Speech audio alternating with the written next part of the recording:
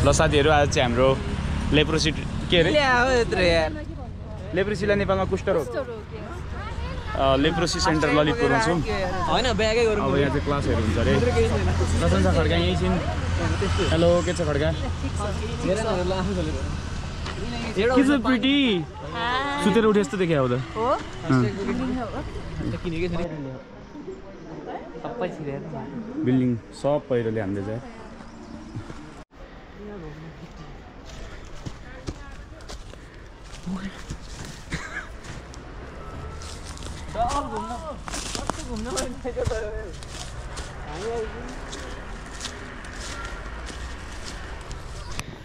ल साथीहरु हामी चाहिँ ठ्याक्क बल्ल आइपुग्न आँट्यौँ लेले कि कुन अरे लेलेको नेसनल लेप्रोसी सेन्टर हो ल चन्द्र यहाँ छ हेलो हेलो हिँडाइ चाहिँ हल्का हिँड्नै परेछ पछाडि यो भेडा बाख्रा आछाडी ल अब माथि पुगेपछि है ल साथीहरु हामी चाहिँ यहाँ लेप्रोसी सेन्टर आएको एकजना शिलाजित व्यापारी भेटिनु भएको छ भन्नुस् न भन्नुस् हजुरको कन्टेन्ट कतिको अर्ग्यानिक छ अब त्यो ओजालाई दिएको ट्राई गरेछ कस्तो थियो ओजा आज ट्राई गर्ने के छ कि साइड इफेक्ट चाहिँ मैले खाएको के भन्न सुकेला खाइदिएको चिकन पक्स आएछ कपाल बेसी बढ्छ अरे हो खै अब त्यो त थाहा भएछ के सुकेको के छ भन्नु न ट्राई गर्नु सबैले भन्न मलाई एक दुई दिन अहिलेसम्म फिटै छु भर्खर 1 घण्टा अगाडि दिइसके अब 1 घण्टा पछि कपाल यहाँ मात्रै बढ्यो छाती यहाँ मात्रै बढ्यो अरु केही बढेन पण्डितजी हल्का मेहनत गर्नुपर्ने भाइ ल धन्यवाद हजुरसँग भेटेर रमाइलो लाग्यो है ल कहाँबाट ल्याउनुहुन्छ अर्ग्यानिक कहाँबाट नेपालगञ्जदेखि माथिबाट हो कि तिमीतिरबाट ल ठिक छ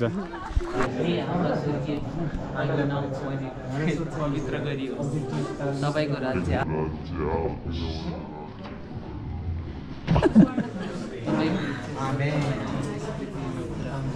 हालेलुया हालेलुया हैन अनि 100 एफसी ट्याप्सन 50 एमएल चाहिँ प्रोफाजिन डेली खाने लुज स्टे हो हैन अब यसमा चाहिँ के छ त भन्दाखेरि यो चाहिँ ब्लिस्टर प्याक भयो यो ब्लिस्टर प्याक भनेको चाहिँ यो फर्स्ट यो डायग्नोस गरेको दिनको फर्स्ट डे खाने ब्लिस्टर भयो यो चाहिँ हैन यो ब्लिस्टरमा के हुन्छ भन्दाखेरि चाहिँ 300 mg को गरेर दुईटा रिफाम्पिसिनको ट्याब्लेट हुन्छ 600 mg मन्थली डोजको रिक्वायरमेन्ट फुलफिल भयो है अर्को भनेको क्लोफाजिमिन हुन्छ हामीसँग 100 mg 100 mg 100 mg को तीनटा क्लोफाजिमिन हुन्छ 300 mg मन्थली क्लोफाजिमिनको डोज पनि पुग्यो हैन अब मन्थको फर्स्ट डेमा चाहिँ ड्याप्सन डेली खाने भनिसके पछाडी त फर्स्ट डे पनि ड्याप्सन त खाना पर्यो त्यो ड्याप्सन एउटा पनि 100 mg ड्याप्सन पनि यहाँ चाहिँ छ है यो चाहिँ के हुन्छ त यो चाहिँ हामीले डाइरेक्ट सुपरभिजनमा खाली पेटमा खान नआउने खान्छ अब गफ गर्दा गर्दै दिउँसो 2 बजेतिर पेसेन्ट आएको छ भने पछाडी चाहिँ बरु के काम लाग्छ भनेर चाहिँ टारेर पठाएर चाहिँ भोलिपल्ट बिहान खाली पेट बोलाएर चाहिँ उसले खाने एउटा प्र्याक्टिस चाहिँ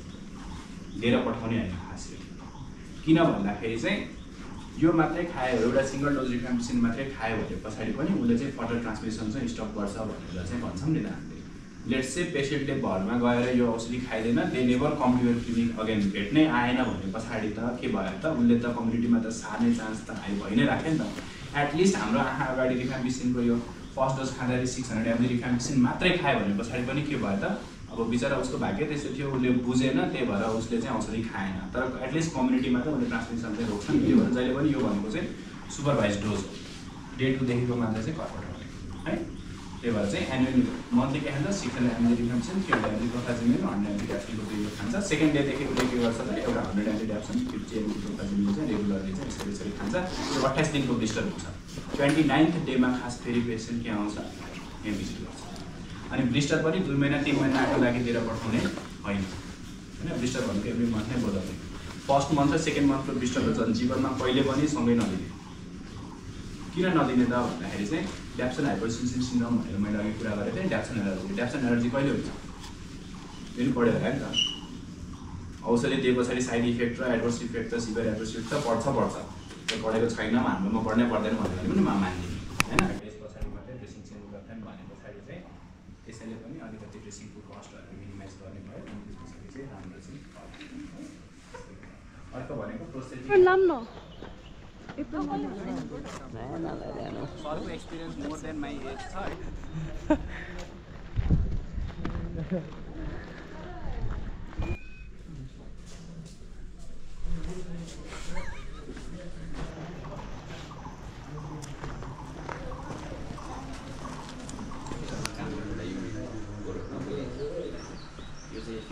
थेरापी अकुपेसनल थेरापी भनेर जस्तो हाम्रो प्रोस्थेटिक्स अर्थोपेडिक्स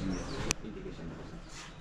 धेरै जस्तो चाहिँ हामी रेडिमेड फुटवेयरमै फोकस गर्छौँ रेडिमेड चाहिँ हेर्दाखेरि राम्रो होइन कलरफुल भन्ने हुनाले यो डेकोरेसनमा चाहिँ सोसल स्टिगमा होइन सामाजिक बहिष्करणको यो कुराहरू पनि धेरै भएको कारणले सकेसम्म उहाँलाई चाहिँ कस्मेटिकली गुड लुकिङ चिज नै हामीले बनाएर दिन्छौँ अथवा लगाइदिन्छौँ अनि बजारको बडी पार्ट चाहिँ लस भयो भने होइन प्रब्लमहरू बढ्दै गयो अब नर्सिङ केयर मेडिकेसनले अब हामीले बनाएको चिजहरूले पनि त्यो बचेन भनेपछि लास्टमा त बडी पार्ट्स त लस हुने नै भयो लस भइसकेपछि त्यो उहाँलाई चाहिँ रिहेबिलिटेट गर्नु यस्तो हुन्छ कार्बन फाइबरहरूबाट बनेको हुनसक्छ अथवा आइसिआरसीको डिजाइन भन्ने छुट्टै हुन्छ होइन त्यस्तो चिजहरू चाहिँ नि देख्नुहुन्छ अनि माथिको यो पनि रेजिनबाट नबनाएर प्लास्टिकहरूबाट बनेको पनि हजुरले देख्न सक्नुहुन्छ यस्तै प्लास्टिकहरूबाट बनेको अथवा कार्बन फाइबरहरूबाट बनेको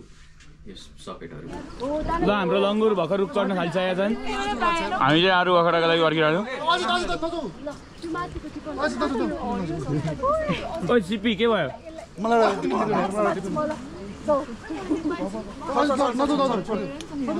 के त सोल्टिनी गोहनले दिन्छ अरूलाई गोहनले टिटे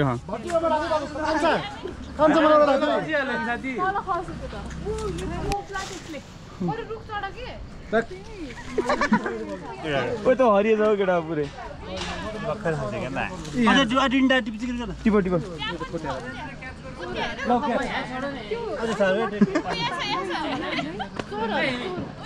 एउटा ल्याउ उहाँ छ बहन्ती एउटा कत्रो ल साथी हाम्रो मिसन राउटेमाथि चढ्न थाल्यो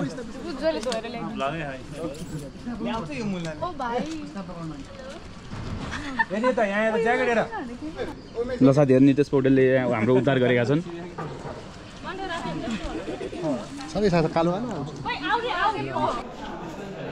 साथीहरू अब चाहिँ हामी फिजियोथेरापीको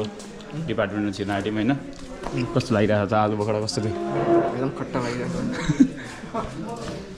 जिम आउँछ यता बस्न पाइ के छ त हामी सरसर्ती सबै हेर्दै जाऊँ है त सजिलो हुन्छ त्यसमा हामी माथिपट्टि के हेर्छौँ अब यो भनेको नर्भ पाल्पेसन सकियो अब हाम्रो के छ मोटर टेस्ट र सेन्सरी टेस्टको कुरा है त्यो यहाँ फर्स्टमा के लेखेको छ अरू तँलाई म त्यस्तरी छाता थापेर दिने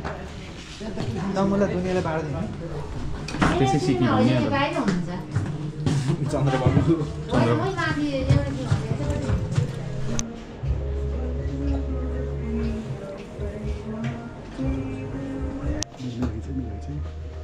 कस्तो रहेछ त्यो क्लस्टर छैन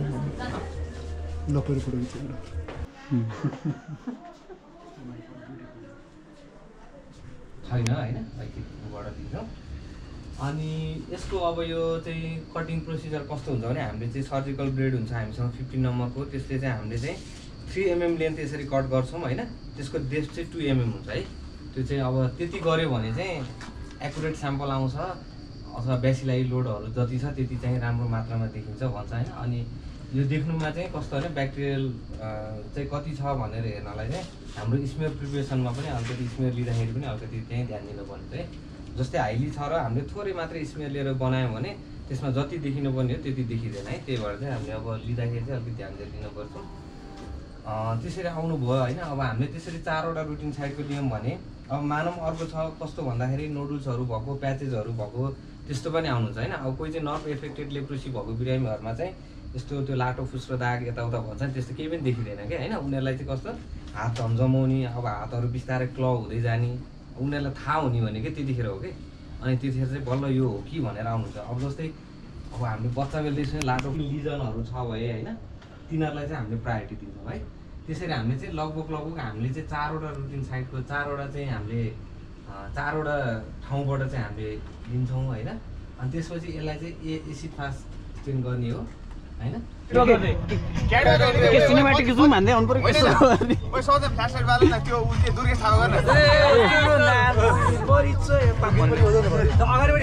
ल ल ल यहाँबाट होइन त ल ओ दुर्गेश थापा रे ल एकछिन कस्तो रहेछ के ल भनिरहेको छ नि होइन ओ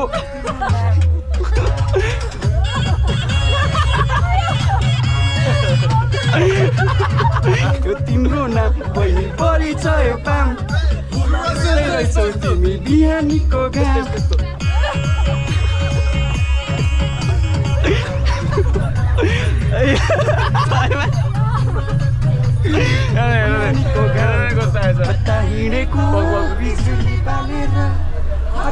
कस्तो गर्छ यस्तो क्युटी होइन गरे नि आफै के छ कुजु आज कस्तो भयो हाम्रो यात्रा आज रमाइलो भयो रिप्रेजेन्ट सेन्टर अलिअलि होइन बुझियो है नबुझिने कुराहरू त्यो धेरै बुझियो ल ठिक छ ल अर्को हप्ता हामी फेरि कहाँ गइन्छ थाहा छैन अर्को हप्ता उता काभ्रे भन्नु पोस्ट प्राइमेरी पिएचसी ए ओके ल अब त्यहाँ गएपछि हाम्रो अर्को लगाउँछ ल बाई